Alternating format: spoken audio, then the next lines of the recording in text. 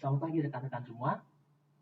Pada video kali ini saya akan membahas tentang bagaimana caranya kita mempersiapkan pendaftaran P3K Kesehatan tahun 2022 secara baik, secara benar, sehingga nantinya kita bisa menjadi valid, memenuhi syarat, sehingga kita nanti bisa melaju ke seleksi yang berikutnya.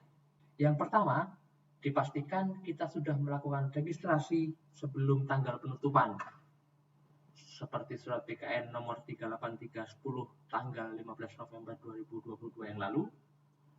Registrasi terakhir adalah 23 November 2022 pukul 23.59. Jadi yang pertama, dipastikan rekan-rekan sudah registrasi sebelum tanggal itu. Kemudian yang kedua, rekan-rekan harus masuk kriteria pelamar yang diperbolehkan untuk melamar pada penerimaan P3K Kesehatan tahun ini. Yang pertama, rekan-rekan adalah ex tenaga kategori 2 yang telah terdaftar di BKN.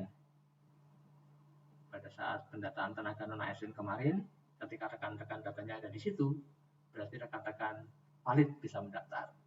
Yang kedua, rekan-rekan adalah tenaga kesehatan non-ASN yang datanya terdapat pada SI-SDMK Kemenkes RI, Sistem Informasi SDM Kesehatan Kemenkes RI, yang datanya di cut off per 1 April 2022, artinya rekan-rekan sudah terdata sebelum 1 April 2022 dan sudah diupdate datanya dengan benar sampai dengan tanggal 14 November tahun 2022 kemarin.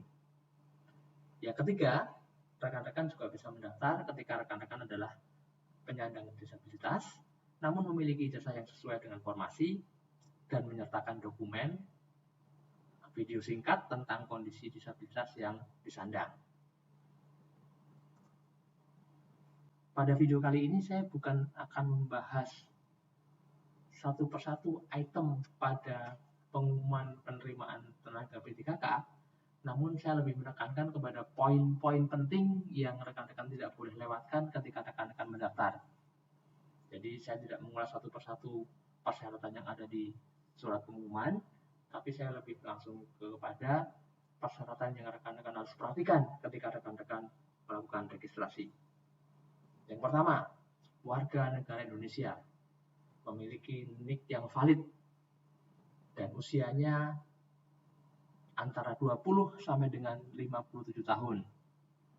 Karena nanti ketika rekan-rekan registrasi, data rekan-rekan akan langsung terhubung dengan sistem data Dukcapil, sehingga ketika rekan-rekan tidak valid data NIK-nya, pasti akan langsung tertolak.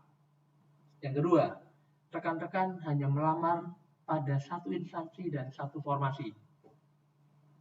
Ini juga sama, karena datanya terhubung secara nasional, jadi ketika nanti melamar di instansi A dan melamar di instansi B, maka otomatis akan TMS, tidak memenuhi syarat. Yang ketiga, memiliki kualifikasi pendidikan yang sama dengan persyaratan jabatan yang dibuka. Jadi sistem nanti akan langsung melihat apakah kualifikasi pendidikannya sama dengan persyaratan jabatan yang diminta. Nilai IPK, nomor ijazah, nama universitas, tahun lulus, dan tanggal ijazah harus di-entry dengan benar. Kemudian, pastikan benar saat rekan-rekan membuat berkas-berkas berikut. Yang pertama adalah membuat berkas lamaran. Berkas lamaran wajib sesuai dengan contoh yang dilampirkan pada pengumuman. Bisa di-download dan bisa langsung diaplikasikan, disertai dengan e-materai. Kemudian harus benar saat membuat surat pernyataan 5 poin. Formatnya sudah ada, bisa di-download, bisa dipersiapkan, dan juga dibubuhi dengan e-materai. Yang ketiga, mempersiapkan dokumen pengalaman kerja minimal 2 tahun untuk jabatan yang mempersyaratkan STR, atau pengalaman kerja 3 tahun untuk jabatan yang tidak mensyaratkan STR. Jadi nanti berkas-berkas pengalaman kerja ini ketika lebih dari satu berkas, di-scan semuanya dan disimpan dalam satu file PDF. Jangan beberapa file, harus satu file PDF. Karena penguploadannya hanya 1 kali klik, tidak bisa 2. Kemudian saya akan bagikan tips upload dokumen. Yang pertama, pastikan scan dokumennya terbaca jelas. Berikan nama sesuai dengan dokumen yang ada. Dan saya ulangi lagi, jika lebih dari satu dokumen yang dibutuhkan, maka gabungkanlah dokumen-dokumen tersebut di-scan dalam satu file dan kemudian di-upload satu kali.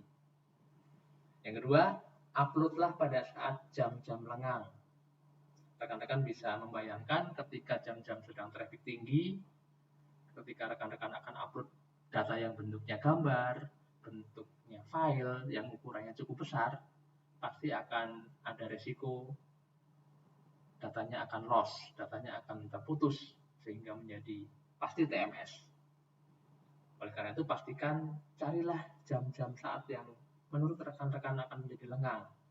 Kalau pengalaman saya, data jam-jam lengang itu biasanya setelah subuh sampai sekitar menjelang jam 7 pagi atau setelah jam 10 malam sampai dengan menjelang subuh. Itu biasanya lebih lengang karena trafficnya akan sangat rendah.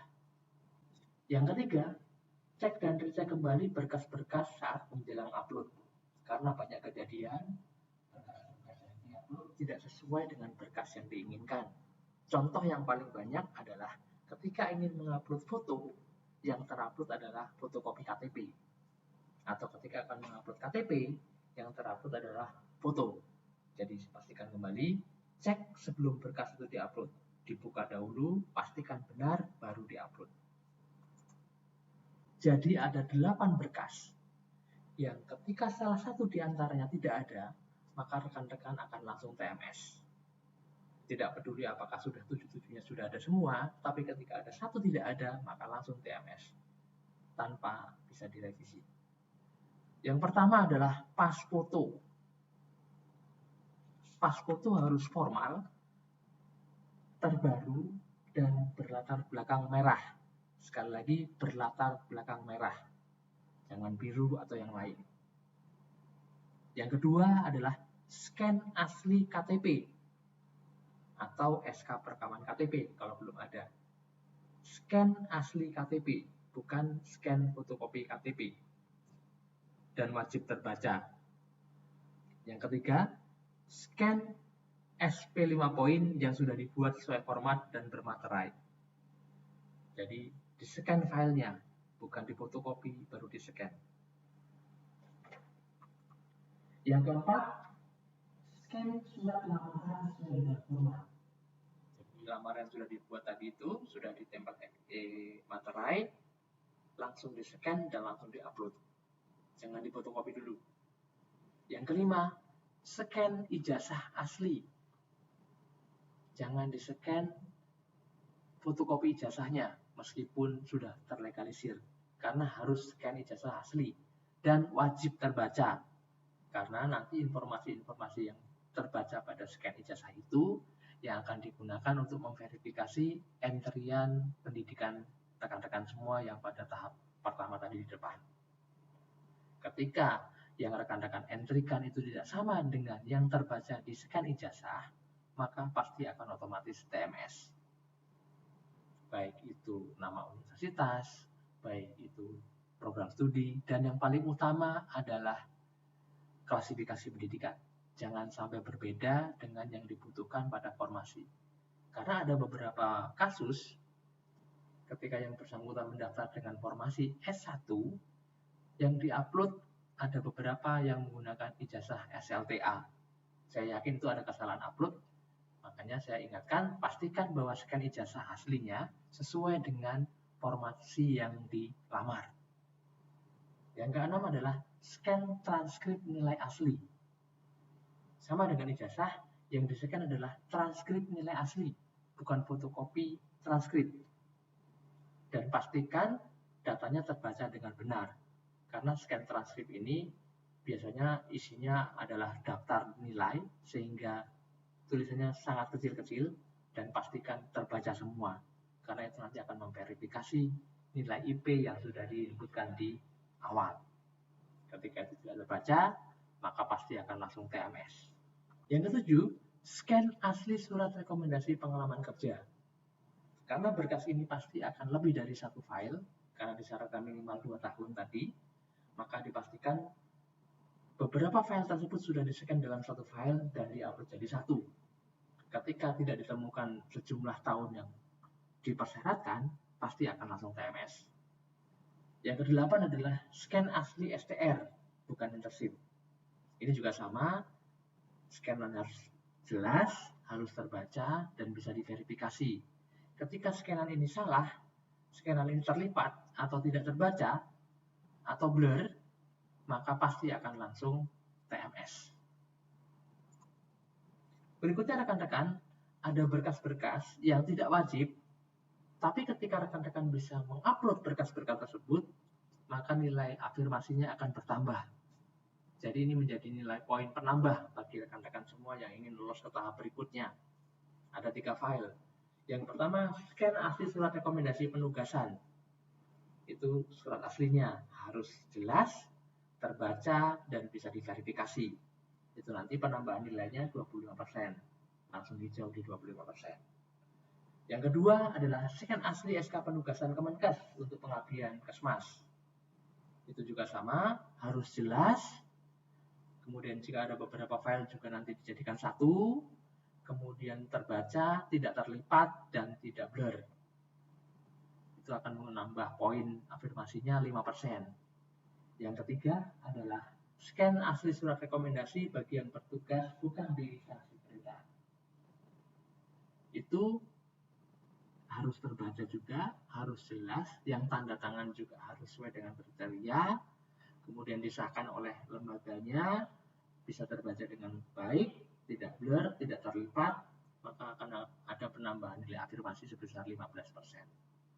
Jadi ini 3 poin yang bisa menambah nilai rekan-rekan untuk bisa melaju ke seleksi berikutnya. Dan yang terakhir, jangan lupa cetak kartu sebagai bukti pendaftaran SSCASN tahun 2022. Karena ketika rekan-rekan lupa cetak kartu, maka rekan-rekan nanti akan kesulitan ketika akan memverifikasi bukti keikutsertaan sebagai pendaftar SSCASN Ketenaga Kesehatan tahun 2022. Itu. Jadi nanti silahkan dicermati, silahkan di-preview ulang lagi video saya ketika mungkin nanti rekan-rekan nanti masih menemukan sesuatu yang ingin ditanyakan, silahkan ditanyakan. Boleh ditanyakan melalui kanal YouTube saya atau ditanyakan melalui Instagram saya, boleh. Nanti saya akan semaksimal mungkin menjawab semampu yang saya bisa. Moga-moga bisa menjadi solusi bagi rekan-rekan semua. Oke, good luck semuanya, persiapkan dengan baik, dan ingat, jangan terburu-buru, waktunya masih panjang, persiapkan dulu berkasnya semaksimal mungkin, dirapikan, dibuat scanning yang jelas, dan dipastikan namanya juga spesifik sehingga rekan-rekan terhindar dari kesalahan upload. Karena ingat, sekali lagi, penguploadan hanya bisa dilakukan sekali.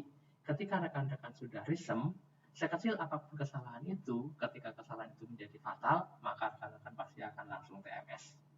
Demikian, silakan dipersiapkan, dan sampai jumpa. Terima kasih.